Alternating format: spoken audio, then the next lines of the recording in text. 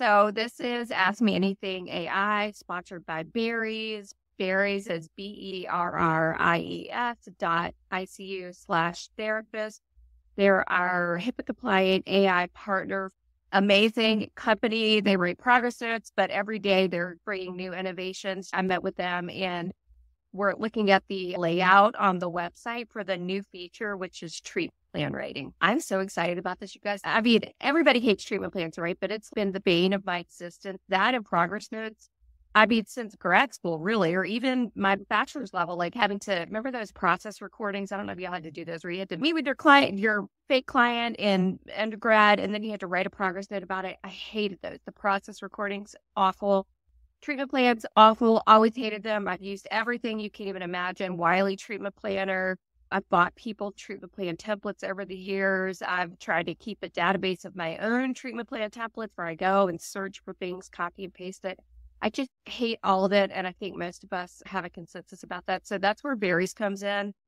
And they're launching a treatment plan feature, which I'm so excited, which is going to generate off the initial intake, and then it's going to future generate off each progress note. So if you have a treatment plan saved, you're going to have a session, have a progress note from the session, and then you're going to be able to hit that generate treatment plan. And if it's saved under that client, it's going to be able to update the original treatment plan based on the progress that the client has just made in the session that you just had with them. Let's say objective one was anxiety and they were supposed to do this. And let's say in the session, they said, yes, I did deep breathing twice last week. I could see how it would help. It was super helpful. I'm going to continue to do it. I'm going to try to do it every morning in combination with a meditation. So click the button, rate the progress note.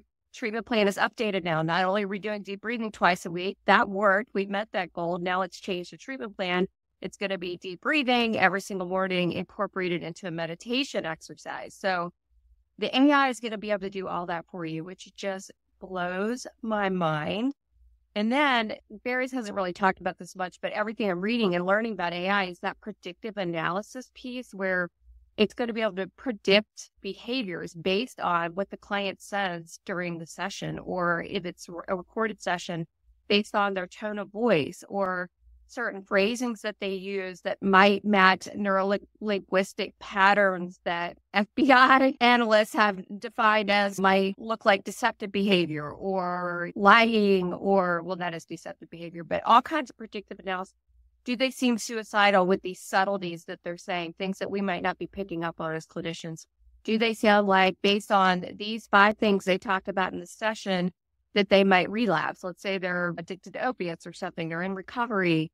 Predictive analysis can say, gosh, there's a little red flag right here. It looks like maybe they might be edging closer to a relapse based on these 3 things they said in the session. That as a clinician, it's like, yeah, maybe you hear this stuff all day long, maybe you get a little desensitized to it, but there's AI out there that can listen to the session and do predictive analysis around that stuff. They can put a little red flag in your system that says, hey, it looks like this person might be relapsive. We need to look at the plan, or we need to talk about a relapse prevention plan, or address some of these groupings of problematic behaviors that isolated alone might not seem like anything, but when you put them all together, it looks like it could be living. And even, I just relate to substance use because I'm a certified substance abuse counselor, but there were definitely like relapse prevention plans that we did with clients in IOP and that sort of thing.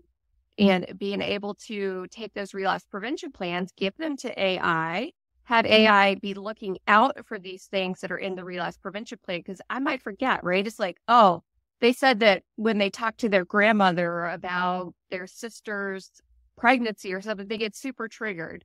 But I might forget that that's part of the relapse prevention plan, that when they have those conversations, it triggers some trauma or something like that. But if that's fed into your AI and it's listening or paying attention for that, it's going to help us be better clinicians. So this is like super futuristic world, but this is where all this stuff's heading. And it's just really exciting for me to even think about how it's going to help us in the future. It's really cool to me anyway. Other people are terrified when I talk about stuff like this. Like, really, the computers are just going to listen to our speech and predict our behavior.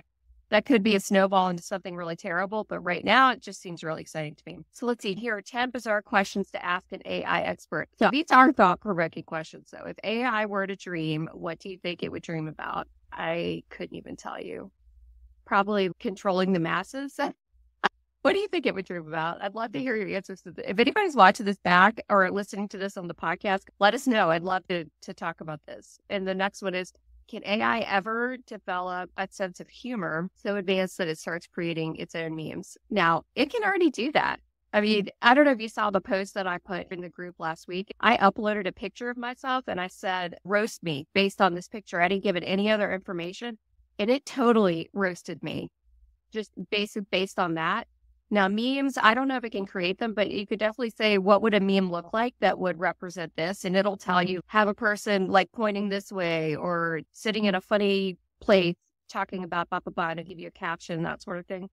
So it's close. You could already incorporate ChatGPT into Canva by initializing the Canva GPT and ChatGPT. And then if you're trying to do social media or something, you could do the @ symbol at Canva and click it. And it'll basically list Canva templates, but it'll also put links that you could click through to the template. So I'm sure if you said, give me a meme template based on this topic and what the meme should look like, it would totally open up that Canva and the meme templates. You could go in there, find a picture that looks just like what they described the meme should look like and put it in there.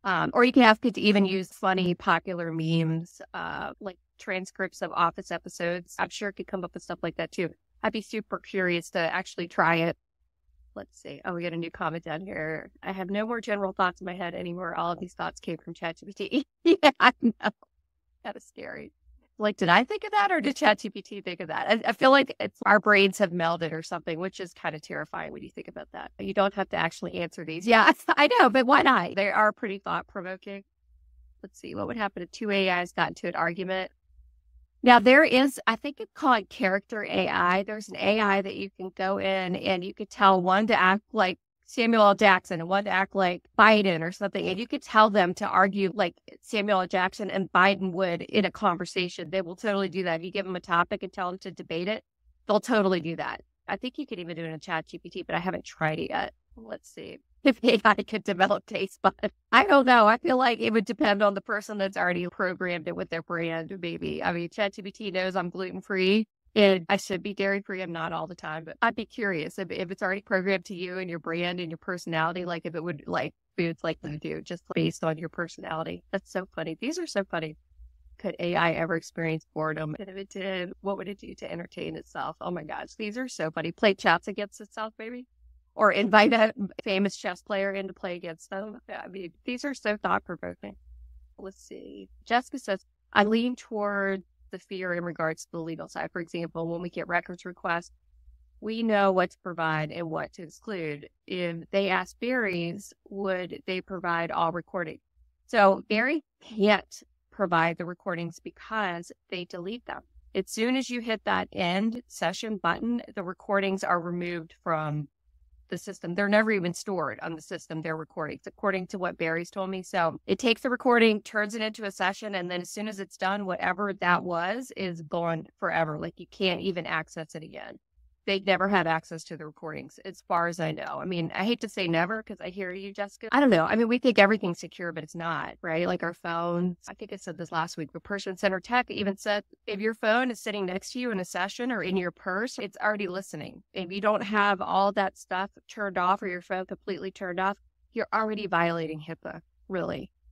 All that to say, this is what Barry's has told me. They're HIPAA compliant. They're working on their SOC 2 security level, which is even higher security than what HIPAA wants you to have. And they don't store the recordings, which I think is super important. So I don't worry about Barry's ever giving records.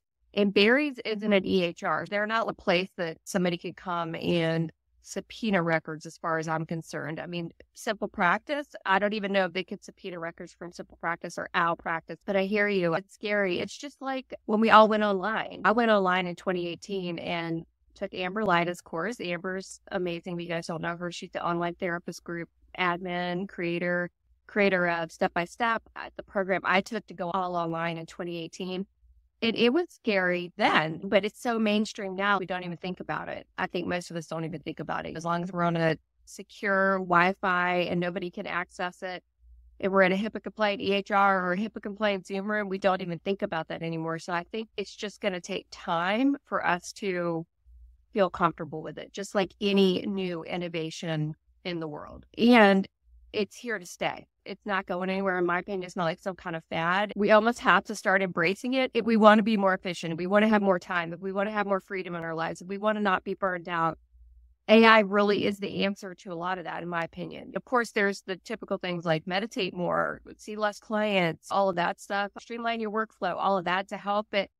AI just makes it so much easier. I have so much more time and energy now that I'm using all these AI automations and innovations that I'm using even in my businesses to help me. So all that to say, I totally get it, Jessica, and I'm with you. And I'm also trusting. I'm trusting that these companies are doing what they say they're going to do. Just like everybody always talks about Headway and Alma, they're ruining the healthcare system and all of that stuff. I feel like it might happen, it might not happen, but it's a really good solution for a lot of people right now that are struggling or don't want to get credentialed or can't get credentialed because there's blocks in their states around bringing on any more providers, that sort of thing. They're good solutions right now, but we don't know the downside of it. So I totally hear what you're saying. I'm supposed to log off, but I just love talking about this stuff. I do have a 12:30 every single Wednesday. I have a live billers meeting inside of my membership called Bill Like a Boss. That's where we answer everybody's questions that are doing their own insurance billing, myself and a certified biller. So if anybody needs that, come join us in Bill Like a Boss. I think I answered all of these questions. I was going to talk a little bit about just like ways to automate your practice a little bit more, some ideas around, I'm going to drop some prompts that I'm working on a presentation for Nicole McCants. I don't know if you guys know her, but she invited me into her membership community that is like group practice owners that are scaling their group practices. And once a month for 4 months, I'm going to do these AI presentations. So I'm working on one for her right now. That's basically how to systemize your practice with AI. There's tons of information in there. And I've already done this topic in the Clinical AI Club, but I'm kind of like revamping it because that was about a year ago. But I thought I'd drop some of those prompts, just some ideas. This is just about ways to streamline communication better with your client. This is just a couple of them.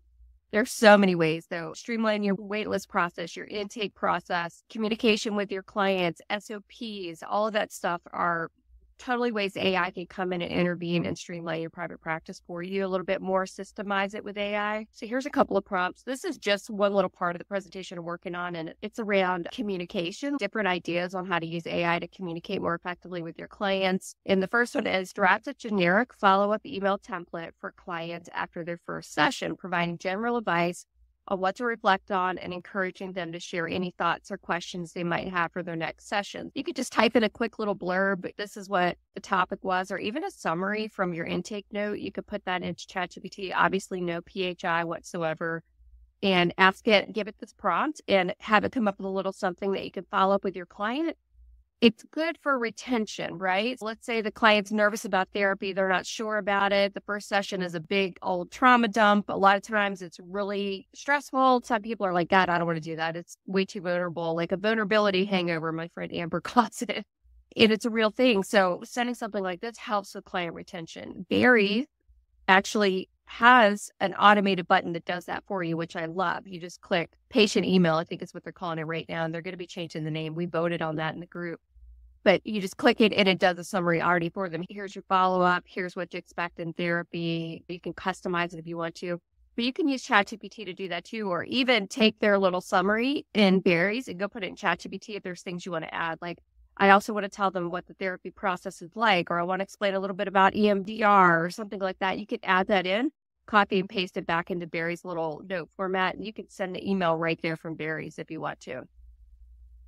And then prompt number 2 I put in here is create a message to send clients who have not attended a session in a while, encouraging them to schedule a follow-up appointment and reminding them of the benefits of consistent therapies. Again, totally take a little summary from another progress note, say this is generally this client issue that they're working on or problem that they're working on in therapy and they're not showing up. So I want to just send a little gentle nudge reminder through my secure EHR platform, or, if you use Spruce or something like that to communicate with your clients through email. Sending a little message goes a long way. Your client knows that you're thinking about them, that you care about them, that you want them to come back to therapy. So just a couple little prompts to get you going with that. There's a lot more. There's a million more things you can do with this, but that's just a little point to touch on. And you streamline this stuff. So once you get a good process for it, you share it with your staff, with your admin. You can teach your admin to follow up with ChatGPT prompts like this to help them streamline and make that process work a little bit faster. Or if you have clinicians in your practice, supervision clients, all of that, you can give them these prompts and have them streamline that process to keep client retention, keep the clients satisfied, keep the clients knowing that you care about them, all that good stuff. So anyway, I'm way over my time. This is Ask Me Anything Live, sponsored by Berries. I pop in here every single Wednesday at 12 noon. If you have questions, you can drop them beforehand and I'll answer them for you, or pop in here and ask me live. And if you get a chance, look at what Michelle put in here and go through and answer some of these. They're pretty hilarious. Michelle, I might do some prompts in the group around these just to see what people come up with because they're thought-provoking. Yeah. If AI tried to compose a symphony using data from social media, what would it sound like? Oh my gosh, that's terrifying. That's not something I'd want to listen to, really. It's called Emojin. It's Google Labs' new video generator, picture generator, but they also have a music generator in there. So you can go in there. I made a video about it. I just haven't edited it yet, but you could go in there. You could tell it the ambiance you want, the tone you want, the pace that you want for the music, the instruments that you want to use, and click the AI button and it creates the music for you. It creates like 3-minute clips of this instrumental music based on exactly what you want. And you can download it. And I think it's royalty free at this point, from what I could tell. I haven't had a lot of time to research it, but if you're into music or you're creating content that you need your own music behind it, this thing is awesome. It's really cool. I'll probably put the tutorial in here soon and show you what I did with that. Okay. All right. Well, I'll see you guys later. If you have any questions, let me know. Okay. All right. Have a great rest of the week. I'll see you next week. Again, sponsored by berries.icu/therapist. Go check them out. They're amazing. They give you 20 free sessions. And if you use the code 50 from Kim, you get half off the first month that you remember. $50 off the first month that you remember. Okay. Talk to you guys later. Bye.